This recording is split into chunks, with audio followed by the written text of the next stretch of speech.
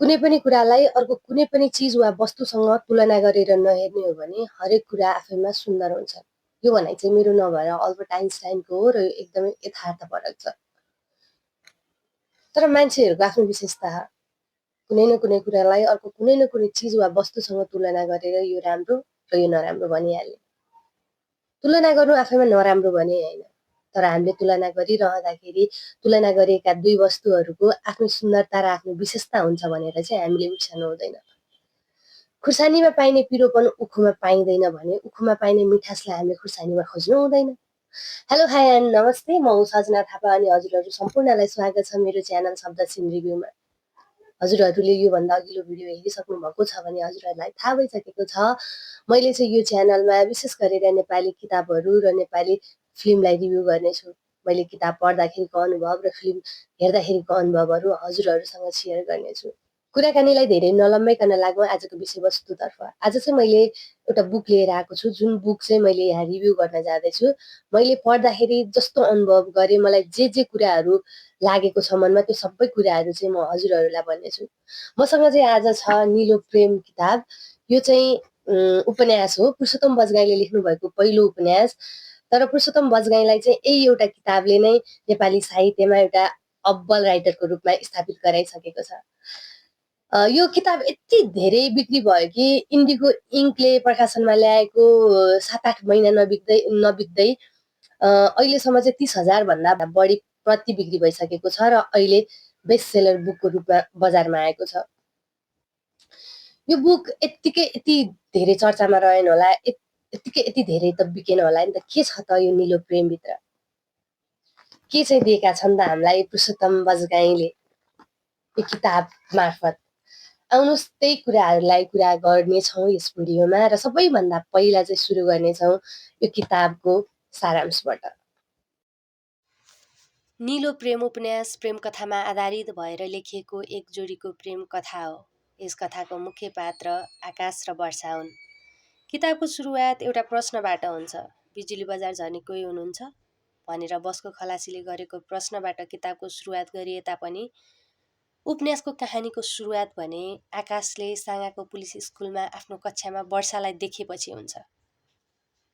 त्यसपछि पुलिस स्कुलको कक्षामा नहेरेरै एकअर्कालाई हेर्ने नजर, नबोलेरै गर्ने कुराकानी, कपीको पानामा लेखेर गरिएको संवाद, स्कुलको डाइनिङ हल, ल्याब, त्यहाँको स्कुलको रुल्स र रेगुलेसन्स, त्यहाँ भेटेका साथीहरूसँगको सम्बन्ध, सबैसँग लुकाएर बढाएको उनीहरूको आफ्नो सम्बन्ध, +2 पछि सँगै तयारी गरेको engineering class, exam, combined study, प्रेम, रोमान्स, उनीहरूले सँगै मनाएको जन्मदिन, एकअर्कालाई दिएको उपहार, काठमाडौँ र काठमाडौँ नजिक उनीहरूले घुमेका ठाउँ, हाइकिङ, पोखरा ट्रिप, यो सबै एक्टिभिटिजले यो सबै पार्टहरूमा चाहिँ पाठकलाई एउटा सफल प्रेमको अनुभूति गराउँछ।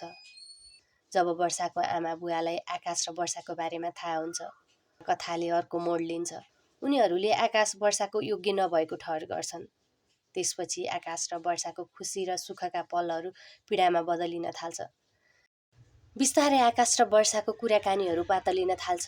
आकाश आफ्नो प्रेमले यत्तिकै पूर्ण विराम लगाउला भन्ने डरले वर्षाको परिवार भेट्न र उहाँहरूलाई मनाउने कोसिस गर्न चितवन पुग्छन्। तर त्यहाँ पनि वर्षाको साथ आकाशले पाउँदैनन्।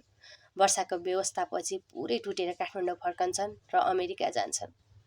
2 वर्षको अमेरिका बसाएपछि नेपाल फर्किएका आकाशले नेपाल फर्किएपछि वर्षालाई कन्ट्याक्ट गर्ने कोसिस गर्छन् र त्यही बेलामा आकाशलाई थाहा हुन्छ कि वर्षाको बिहे भइसकेको छ। यसै गरी कथा अगाडि बढ्दै जान्छ। आकाशले पनि आफू जिन्दगीमा अगाडि बढ्नुपर्ने कुरालाई स्वीकारेर प्रभा नाम गरेकी एकजना नर्ससँग इन्गेजमेन्ट गर्छन्। मङ्सिरको महिना आकाश आफ्ना साथी कपिलसँग काठमाडौँ जनता जान्छन्, जहाँ चाहिँ उसको भेट वर्षासँग हुन्छ। वर्षासँगको भेट भन्दा पनि अचम्मको अर्को कुरा त्यहाँ यस्तो खुल्छ कि वर्षाको त विवाह भएकै हुँदैन। लेखकले वर्षाको बिहा नभएको कुरालाई खुलाउँदै किताबको पनि पिट मारेका छन्। किताबले चाहिँ यस्तो ठाउँमा आएर पूर्ण विराम लगाउँछ जहाँ चाहिँ हामी प्रश्नहरूको खाडलमा हुन्छौँ र त्यहाँबाट निस्किनको लागि हामीलाई एउटा पनि बाटो छोडिएको हुँदैन। पुस्तकको सारांशपछि अब लागौँ हामी यो पुस्तक पढ्दाखेरि मेरो मनमा आएका कुराहरूको बारेमा। राम्रा कुरा, नराम्रा कुरा अनि राइटरसँगका गुनासाहरू पनि पर्छन् त्यसैमा। सबैभन्दा पहिला चाहिँ कुरा गरौँ यो किताबको सबल पक्षको बारेमा, जुन चाहिँ मलाई एकदमै धेरै चित्त बुझेको छ, त्यो हो राइटरको लेखन शैली। यति सरल तरिकाले किताब लेख्नु भएको छ, किताब पढ्ने हर कोहीले किताब सजिलै बुझ्न सक्छ। नेपाली सरल भाषाको प्रयोग यति सरल तरिकाले गर्नुभएको छ, जसको बयान गरेर साध्य नै छैन।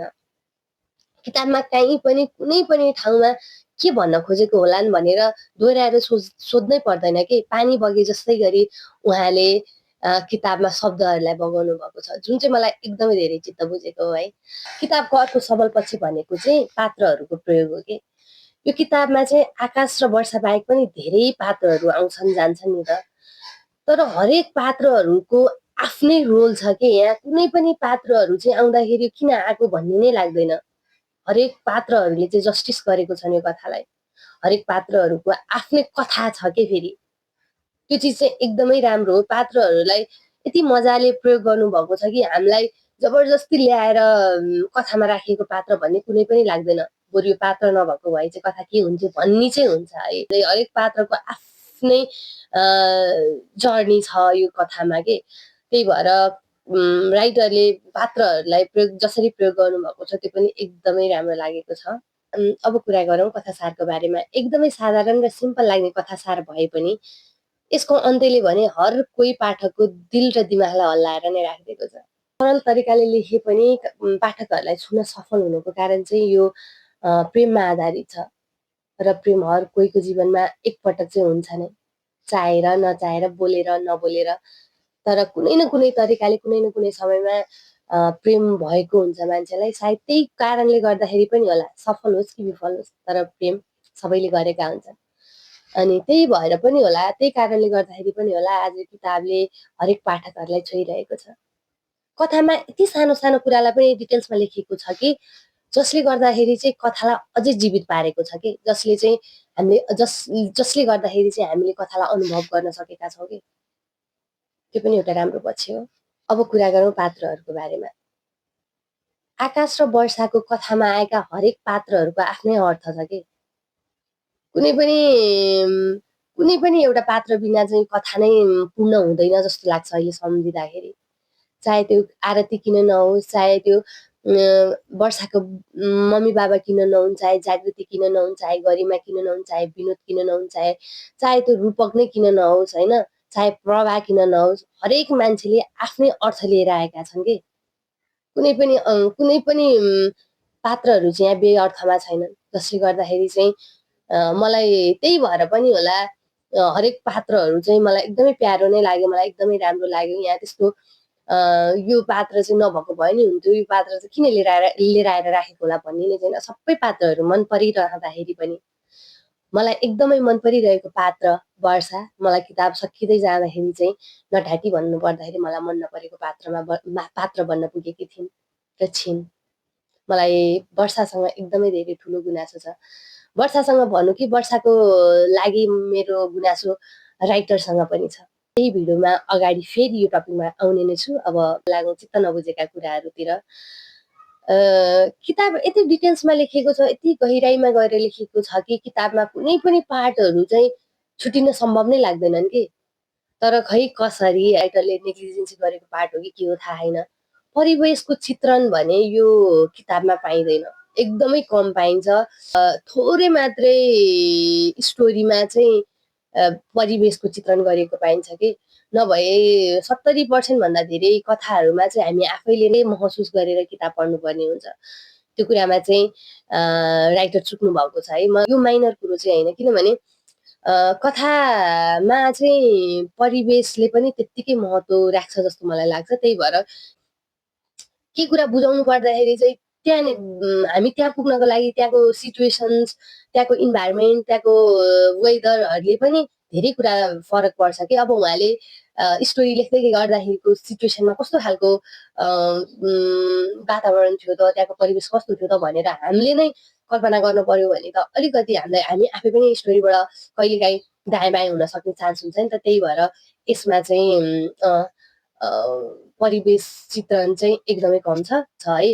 मलाई चित्त नबुझेको के भने कतिवटा कुराहरू चाहिँ दोहोरिएको छ, दोहोरिएर आइरहेको छ, जसले गर्दाखेरि चाहिँ हामीलाई कतिपय ठाउँमा चाहिँ दैनिकी डेली डायरी पढेको जस्तो पनि हुन्छ कि अलि लेन्दी जस्तो पनि लाग्न थाल्छ। मलाई चाहिँ लागेको थियो। अनि त्यो पानाहरू नपढ्दाखेरि जहाँनिर चाहिँ म बोर भएको थिएँ अनि जहाँनिर चाहिँ यो स्टोरी किन दोहोरिरहेको छ भन्ने फिल भइरहेको थियो, त्यो पानाहरू चाहिँ नपढ्दाखेरि पनि अगाडिको कथाहरूलाई फरक चाहिँ नपर्दो रहेछ। मतलब कथा बुझ्नलाई चाहिँ त्यति गाह्रो चाहिँ पर्दैन। त्यही ठाउँमा त्यही चिज भइरहँदाखेरि पनि कुनै कुरा चाहिँ अर्को भइदिन्थ्यो या एक्साइटिङ केही भइदिन्थ्यो भने चाहिँ त्यो कुराले फरक पर्दैन। तर आज जे भएको छ 2 दिनपछि या 3 दिनपछि हुँदाखेरि पनि त्यही नै हुन्छ, त्यहाँ केही पनि डिफ्रेन्ट हुँदैन भने चाहिँ त्यो नहुँदा पनि के फरक पर्छ र भन्ने कुरो चाहिँ मलाई लागेको हो।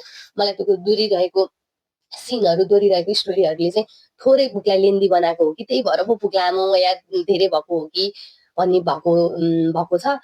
किताबका हरेक पात्रहरू सबै नै एकदमै उचित अनि अर्थपूर्ण लागेको छ र सबै पात्रहरू मन परेका पनि छन्। तर मलाई बुक सकिँदै जाँदाखेरि एउटा पात्र मन पर्न छोड्यो, त्यो हो वर्षा। मलाई वर्षा मन नपर्नुको पनि आफ्नै कारण छ। मलाई यत्तिकै वर्षा मन नपरेको होइन।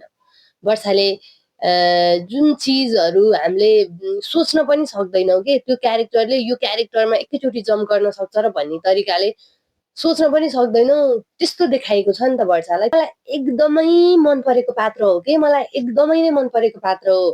मलाई आकाशभन्दा पनि वर्षा मन परेको पात्र हो।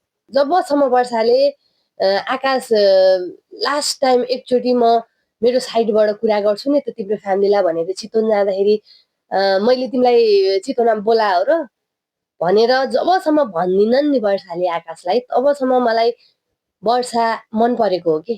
जब वर्षाले आकाशलाई मैले तिमीलाई आऊ भनेको त थिइनँ, किन आयौ त भनेर वर्षाले आकाशलाई भन्छ नि, त्यसपछि आकाश पनि टुटेको छ, आकाश पनि फर्केर काठमाडौँ आउँछ।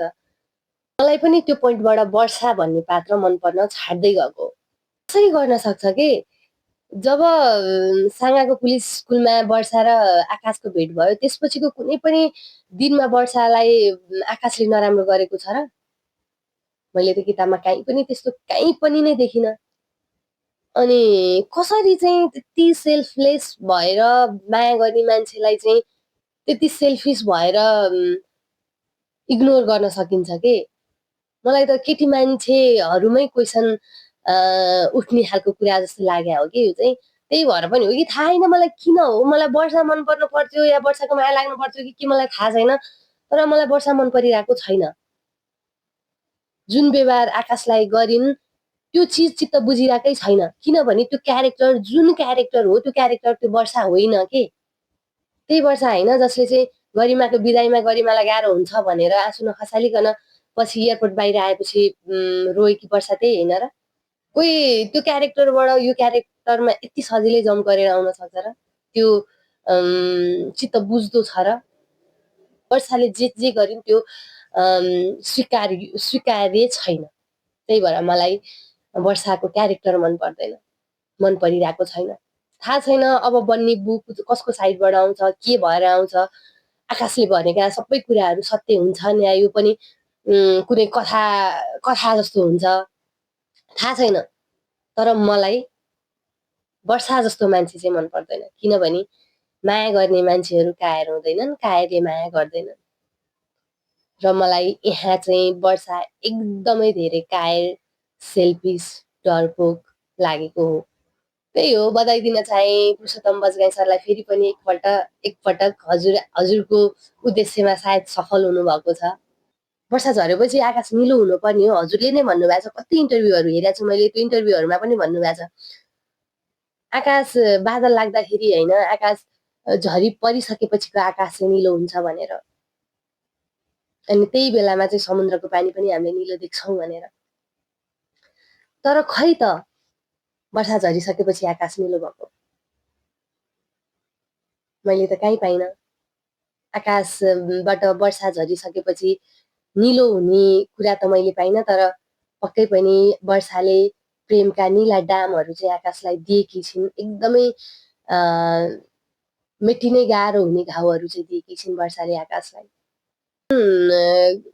वर्षाले आकाशलाई भने मैले मेरो इङ्गेजमेन्ट तोडिसकेपछि तिमीलाई कन्ट्याक्ट गर्न खोजेको थिएँ, तर गरिमाले तिम्रो र जागृतिको सम्बन्धमा भनेपछि मैले तिमीलाई खुसी हुन छोडिदिएँ भनेको छ कि। लेट गो गरिदिनु प्रेम हो नभन्नु सर, लेट गो पनि उसलाई गरिदिनु हो जो चाहिँ जान चाहेको छ कि। यहाँ आकाश जान खोजेको छैन, जान खोजेकी पनि वर्षा नै हुन् र पछि आकी पनि वर्षा नै हुन्। अब कुरा गरौँ किताबको अन्त्यको बारेमा। मलाई चाहिँ सरासर यो राइटरको चतुर्याइ नै लाग्छ होइन। राइटरले चाहिँ आफ्नो अर्को बुकको लागि अहिलेदेखि नै पाठकहरूलाई रेडी गरेर राखेको या होल्ड गरेर राखेको जस्तो लाग्छ मलाई। यसको इन्डिङ चाहिँ जानी मैले यो गर्ने हो, मैले चाहिँ अर्को बुक निकाल्ने हो, त्यही भएर चाहिँ मैले यसलाई चाहिँ यहाँनिर इन्ड गर्नुपर्छ भनेर इन्ड गरेको जस्तो लाग्छ। आश्चर्य लाग्ने कुरा चाहिँ के भने पाठकहरूको गुनासो र चित्त दुखाइ नै राइटरको सफलता बनेको छ र नेपाली साहित्यमा एउटा सफल किताब निलो प्रेम उपन्यासले आफ्नो ठाउँ बनाइसकेको छ। यही हो सबैभन्दा सत्य कुरा चाहिँ। इन्डिङ जस्तो भए पनि, बुकले जे भनेको भए पनि, बुकमा जे भएको भए पनि बुक सफल भइसकेको छ। हामीले जति गुनासो गरे पनि, हामीले जे अपेक्षा गरेको भए पनि, हाम्रो अपेक्षा अनुसार नहुनु नै आज राइटर सफल हुनु हो। त्यही भएको छ। हजुरलाई आगामी बुकको लागि धेरै धेरै शुभकामना। अब चाहिँ बुक लेखेर इन्डिङ गर्दाखेरि प्लिज सर मैले हात जोडेर रिक्वेस्ट गरेँ, पीडा नदिनुहोस् पाठकलाई।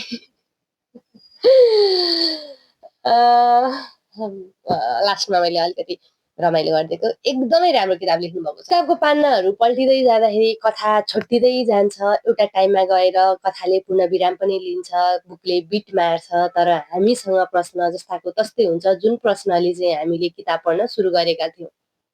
थाहा छैन अब अर्को किताब कहिले आउँछ, कस्तो आउँछ, कसको साइडबाट आउँछ कि आउँदैन, यसकै पार्ट आउँछ या अरू केही आउँछ, थाहा छैन। तर हामी कुरिरहेका छौँ हजुरको अर्को पुस्तक कहिले आउँछ भनेर। आशा गरौँ छिट्टै आउनेछ हजुरलाई अब आउने, हजुरले अब लिएर आउने किताबको लागि एकदमै धेरै शुभकामना।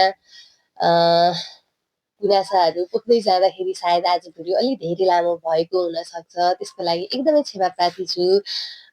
प्रश्नहरू र गुनासोहरू यति धेरै रहेछन्, मैले पनि अहिले बोल्दै जाँदाखेरि थाहा पाएँ।